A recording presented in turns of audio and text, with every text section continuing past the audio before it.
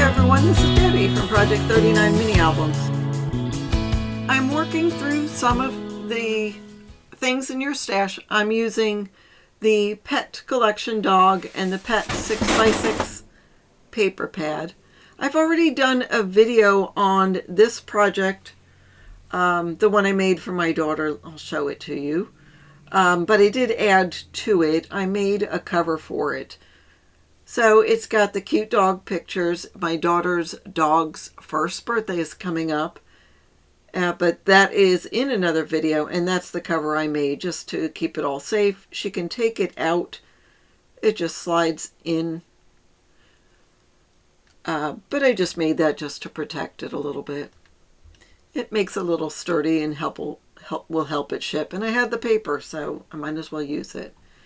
And then I did make this one similar to that. I used my Cricut. I'm considering making a file on my Etsy shop with that file. I'm not sure if I'm going to do that yet. So anyhow, it's a great spot to put doggy pictures. You can put in 2x3 pictures without a problem, or even 3x3, which you can collage them on a 4x6 photo and save lots of photo paper. So that's a great way of putting your puppy pictures in a little book. It's lots of fun.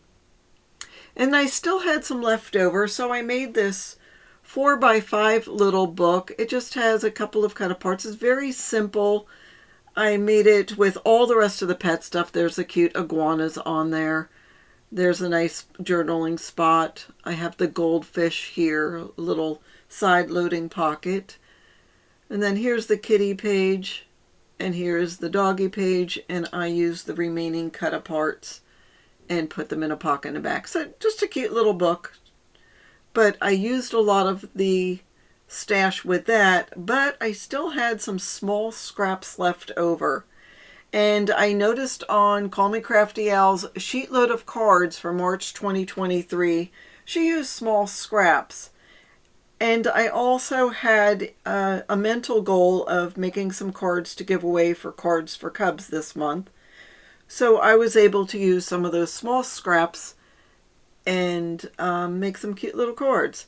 So if I was able to, I used the pet theme. So thinking of Mew, I had the stamp in my stash, and that was a piece of ephemera that was in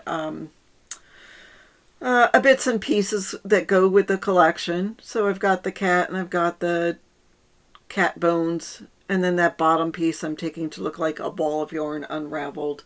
Here's another cat one. I had a cut apart from that bits and pieces. I didn't have card bases for all of this, so you'll see some needs to be added. So this one has just a bunch of the different pets. So this one, sending positive vibes, I had a puppy paw in the sticker sheet, more doggy ones. This one's just generic. I just used some of the backs of the cards, the backs of the paper that just had stars and squares and stripes.